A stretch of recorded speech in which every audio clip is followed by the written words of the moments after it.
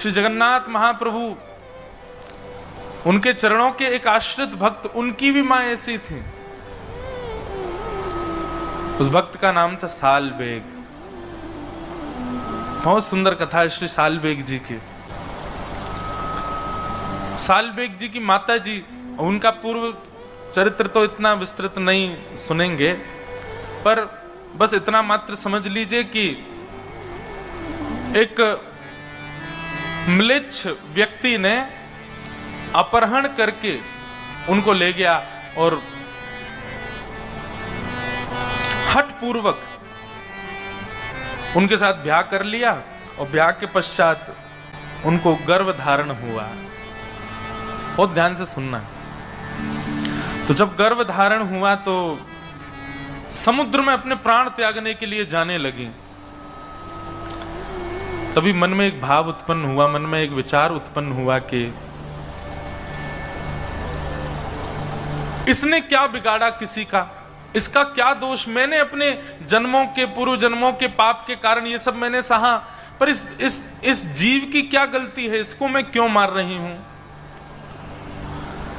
बस वह भाव चित्त में आया और अपने प्राणों का त्याग करने जा रही थी, रोक लिया स्वयं को।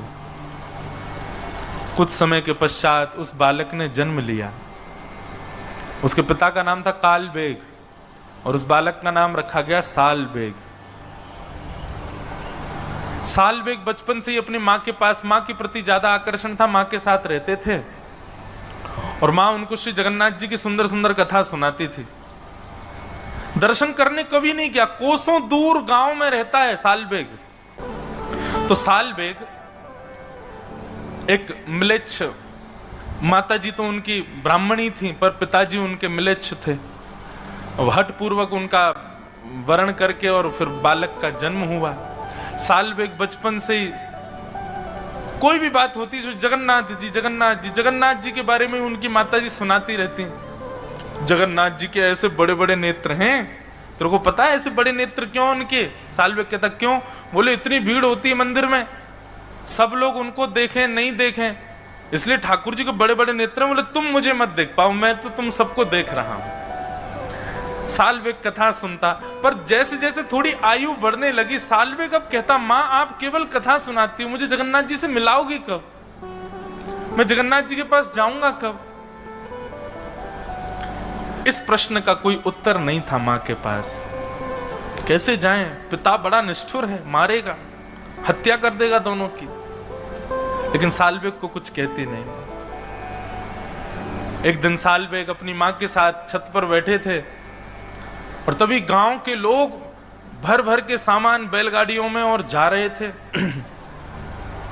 सालबेग ने पूछा मां ये सब लोग कहां जा रहे हैं? मां ने कहा अरे सुंदर तिथि आ रही है, श्री जगन्नाथ जी, बलभद्र जी, सुभद्रा जी तीनों रथ में आरूढ़ होंगे और श्री मंदिर से चल करके वह रथ 2-3 दिन का समय लगा करके और फिर गुंडीचा पहुंचेगा। ठाकुर जी पूरे विश्व के जगन्नाथ है ना, सबको दर्शन देने के लिए बाहर आते हैं। ऐसे उछल उछल करके ठाकुर जी सीढ़ियों से नीचे आते हैं, पंडाओं के कंधे पर हाथ रख करके, और भगवान फिर रथ में विराजमान होते हैं। इतने लोग खींचते हैं, लाखों की तादाद में भीड़ जाती है। सब बातें मैया बताने लगी। बोले वहीं सब दर्शन करने जा रहे हैं। सालबेग पीछे पड़ गया। बोले मां मुझे भी जाना है, मुझे भी जाना है, मैं देखना चाहता हूं वो कैसे, आपने सब कुछ बताया मुझे, उनकी रसोई कैसे बनती, उनका श्रृंगार कैसे होता, उनकी आराधना कैसे होती, उनका मंदिर कैसा है। अरे मुझे तो ये भी पता जगन्नाथपुरी में कौन कौन सी गलियां, आपने सब मुझे बताया, पर मैं प्रत्यक्ष नहीं देख पाया हूं मां, मुझे देखना है उनको।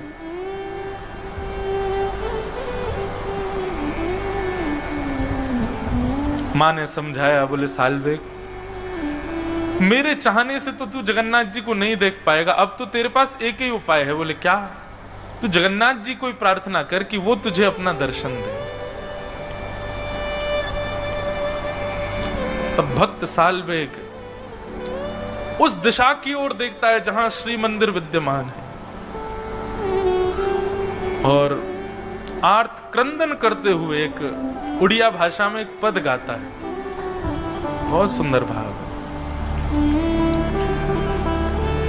अहे नील शैल प्रबल मत्तावरण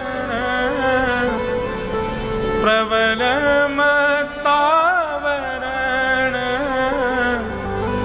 मुआरत नलनी बनकु कर धनन अहे नील शैल प्रबल मत्तावरण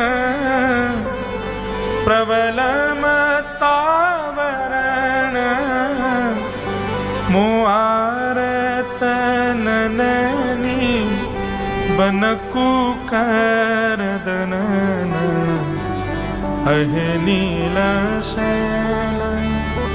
साल्विक कहता है, अरे नीलाचल पर्वत के मतवाले हाथी जगन्नाथ, नीलाचल पर्वत पर आप विराजते हो। और मतवाला हाथी क्यों कह रहे हैं? बोले क्योंकि जब आप मंदिर से उतर करके नीचे रथ की ओर आते हो उस समय आपकी चाल गजगामनी होती है, आगे को जाते हो फिर पीछे होते हो। कभी देखा श्री जगन्नाथ जी जब रथ पर आरूढ़ होने के लिए आते हैं कैसी चाल होती है उनकी। इसलिए साल्विक कह रहा है, अरे ओ नीलाचल पर्वत के मतवाले हाथी जगन्नाथ,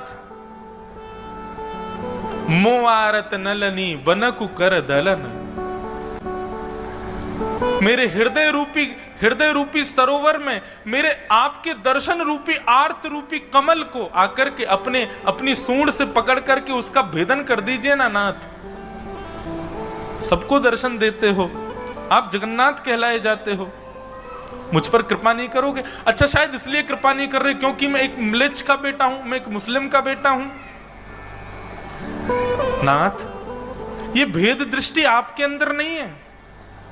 गजराज चिंता कला थाई घोर जलेन, गजराज चिंता कर थाई घोर जलेन, चक्र पेशी नक्र नाशी उद्धरील अपन।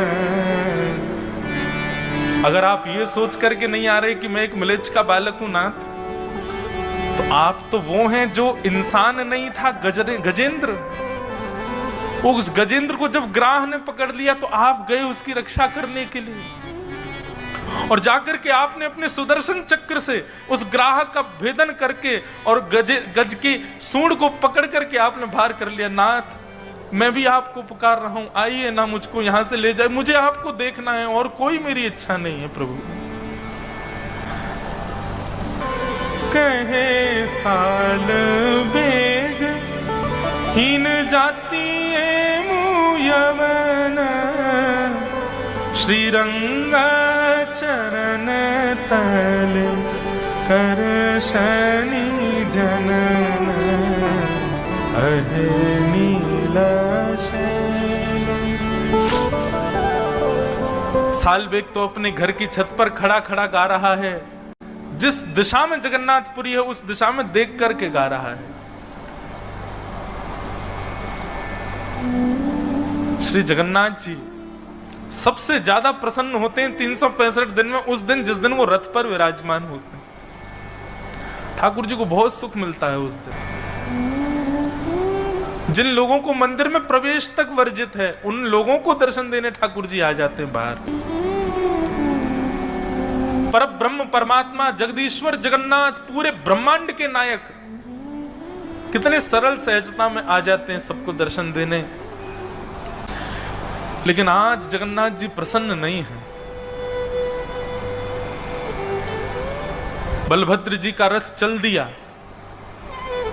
सुभद्रा जी का रथ चलने लगा, और जैसे ही नंदी घोष रथ का नाम है, भगवान श्री जगन्नाथ जी के रथ का नाम है नंदी घोष। लाखों लोगों ने जैसे ही रस्सी पकड़ करके उस रथ को खींचना प्रारंभ किया, रथ एक पत्थर के भांति स्तब्ध हो गया। सब पुजारी चरणों में गिर गए, घुटनों पर बैठ गए, बोले महाप्रभु कृपा करो, क्या अपराध बन गया हम लोगों से, आज आपका रथ क्यों नहीं चल रहा है। राजा ने जाकर के विनती की, ठाकुर जी के चरणों में प्रणाम किया। भगवान आज भी जगन्नाथपुरी के राजा को अंदेशे देते हैं, स्वप्न देते हैं, भाव बता देते हैं, कोई भी इच्छा उनकी हृदय की होती है तो। राजा ने जाकर के प्रणाम किया, बोले महाप्रभु जी रथ आगे नहीं बढ़ रहा है, कोई अपराध बन गया हम लोगों से। महाप्रभु जगन्नाथ बोले आज रथ यात्रा में भीड़ नहीं आई मुझको देखने वाली।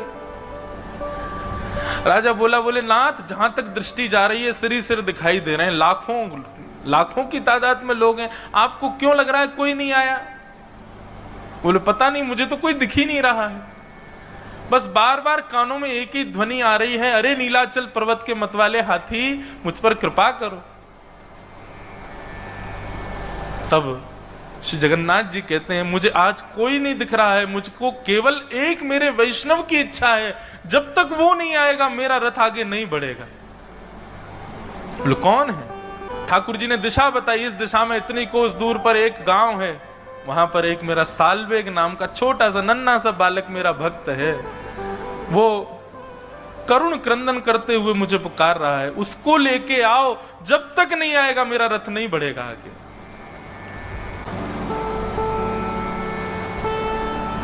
लाखों की तादाद में वैष्णव बैठे हैं, सब श्री प्रतीक्षा कर रहे हैं, बोले क्या हो गया, श्री जगन्नाथ जी का रथ आगे क्यों नहीं बढ़ रहा है?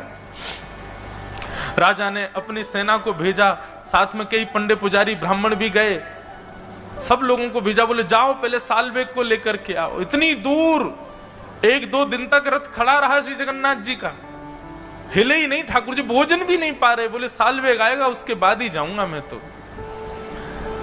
वहां गए जाकर के, और सालवेग को जब इतने सब लोग वहां पहुंच गए तो कोई दिक्कत नहीं हुई, उसको बाकायदा एक पालकी में बिठाया, और पालकी में बैठा करके नाचते गाते हुए लेकर के आ रहे हैं सालवेग को।